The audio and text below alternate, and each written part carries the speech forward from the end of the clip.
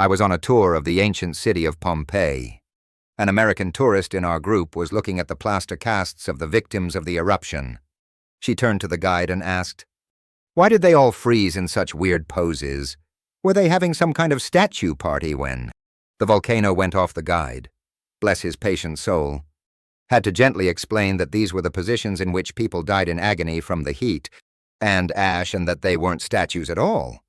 My sister was a teaching assistant for a geology class. During a lesson on the rock cycle, a student asked in all seriousness, "If rocks are millions of years old, how do we know they're gernames?"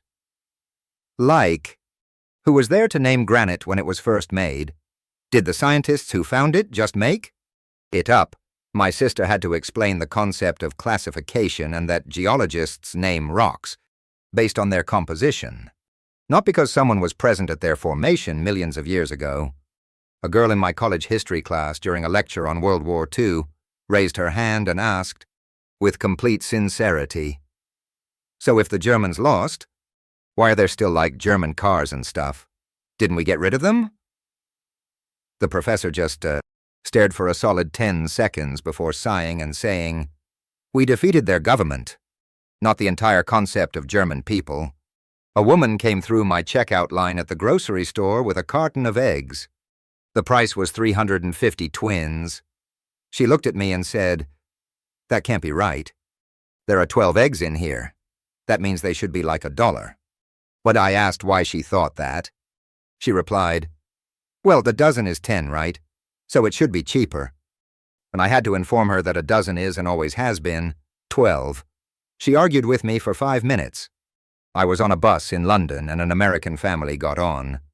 The son, who was about 12, looked out the window and said, "Wow, look, they have their own fake Big Ben here, too." His father nodded sagely and replied, "Yep, almost every big city has one. But it's not as big as the one at the Epcot in Disney World." They were completely serious, believing the original was in Florida. A woman came into the vet clinic where I work frantic because her dog had eaten a chocolate chip cookie. While chocolate can be toxic, a single cookie for her large Labrador was not a major concern. We told her the dog would be fine. She then asked, "But what about the baby?" We were confused. "What baby?" she replied. "The baby cookie. My dog ate a pregnant cookie. Will it give birth inside of him?" She thought chocolate chips were cookie eggs. I was working the customer service desk at a home improvement store. A woman came up with a smoke detector still in the package and slammed it on the counter. "This thing is broken," she yelled. I asked what the problem was. She said, "I tested it like the box says, and it just makes a horrible loud beeping noise. It's been doing it all morning. I want one that works silently." I had to take a deep breath before explaining to her that the loud, horrible noise was the entire point of the device and that it was in fact working perfectly. I was a tour guide in Rome. An American tourist pointed at the Colosseum and asked, "This is amazing. Who's the architect? I'd love to hire them for my new patio back in Texas." I gently explained that the architects were ancient Romans who had been dead for nearly 2,000 years. He looked disappointed and said, "Well, that's a shame. They do great work. You'd think they'd have a website or something." Overheard at a London pub. American tourist to the bartender, "Can I get a Bud Light?" Bartender, "Sorry, we don't carry that." Tourist, "What, but you speak English here. Why wouldn't you have American beer? It's the best." The bartender just poured a local ale and said, "This is what we drink on this side of the pond." Mate! My cousin was on a date with a guy who claimed to be a huge history buff. She mentioned the Roman Empire, and he confidently said, "Ah, yes, the Romans. It's amazing how much they accomplished without having any numbers. Just all those letters like X and V. I can't imagine trying to do math like that." She had to explain to him that Roman numerals were in fact their numbers. He refused to believe her. I was a lifeguard at a community pool.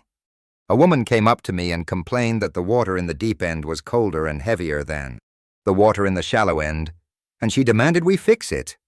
She insisted that the pressure was hurting her ears. I tried to explain water pressure and depth, but she cut me off saying, "I know what water is supposed to feel like, and this is wrong. You're clearly using a different, cheaper kind of water for the deep end."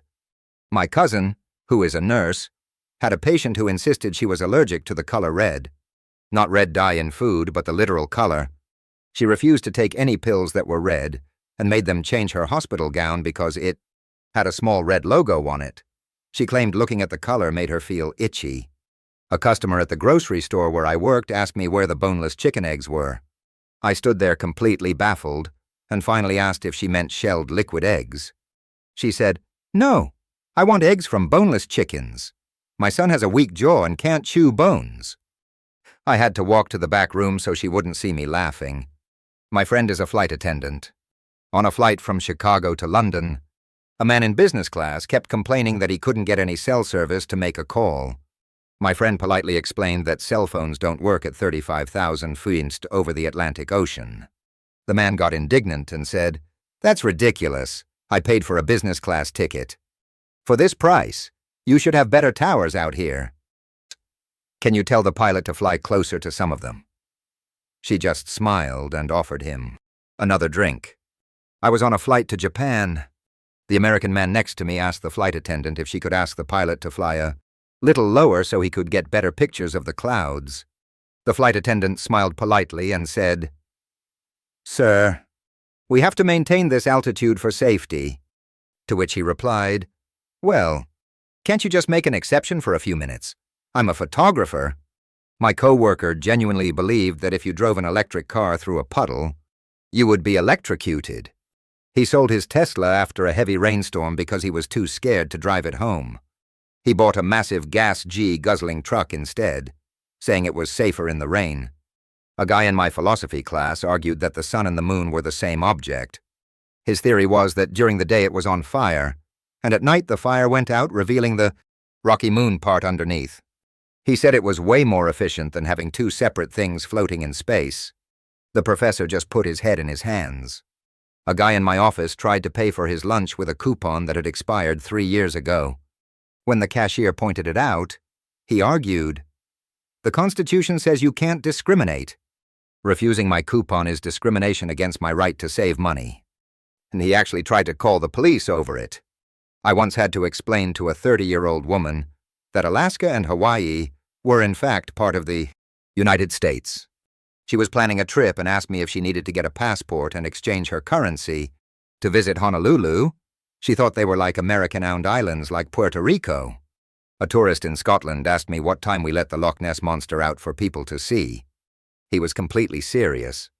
He thought it was like an animal in a safari park that was kept in a pen and released for scheduled viewings. I told him it was a wild animal with its own schedule. He asked if he could book a private viewing. My aunt thinks that the weather forecast is a schedule, not a prediction. If it says it will rain at 300 p.m. and it starts raining at 2:45 p.m., she gets angry and says they're not sticking to the program. She once called the local news station to complain that the snow started an hour earlier than they said it would. During a college course on world religions, we were discussing Buddhism. A girl raised her hand and asked the professor, "So, if Buddha is like a god, why is he so fat? In all the pictures, he's chubby. American gods like Jesus are always in good shape." The professor was stunned. He tried to explain the historical context, the symbolism of abundance and contentment, and that Jesus isn't typically considered an American god. She just shrugged and said, "Well, he should try keto." A customer came into our electronics store and asked for a cordless extension cord. I tried to understand what he meant and he got frustrated, explaining, "You know, a cord that gives me more outlets but without the long messy wire. It should just connect to the wall wirelessly." He was describing a power strip, but didn't understand why it needed a cord to get power. I overheard a conversation where a girl said she doesn't eat any vegetables because she's a vegetarian. Her logic was, "I'm a vegetarian, so I don't eat what my food eats." She thought that by not eating vegetables, she was showing solidarity with the animals who eat them. Her friends just nodded along like it made perfect sense. A man called our IT help desk because his computer's cup holder was broken. After several minutes of confusion, we realized he had been using the CD-ROM tray to hold his coffee mug, and it had snapped under the weight. He wanted us to replace it under warranty. While visiting the Grand Canyon, a woman next to me asked a park ranger, "How long did it take to carve all this?" The detail is incredible. The ranger explained that it was carved by the Colorado River over millions of years. The woman scoffed and said, "No, I mean the people who carved it. It looks man-made." Don't lie to me. My roommate thought that you had to let a car's gas tank go completely to empty before refilling, or else the old gas would get stuck at the bottom and go bad. He would routinely run out of gas on the highway because he was trying to properly cycle the fuel. No amount of explaining could convince him otherwise. A tourist in Florence, Italy, was looking at Michelangelo's David and asked the guide, was he a real person, and if so, why isn't he wearing any clothes? That's very inappropriate for a statue. The guide tried to explain Renaissance art ideals, but she just shook her head and said, "Well, in my town, we'd make him put some pants on." A man called our IT help desk, complaining that his new laptop's battery life was terrible. He said it died after only a few hours. I asked if he was plugging it in to charge. There was a long pause before he said, "Oh, it needs to be charged." And I thought wireless meant it didn't need any cords at all, ever. Like it just got power from the air or something. I had to walk him through the process of plugging a power cord into a wall outlet.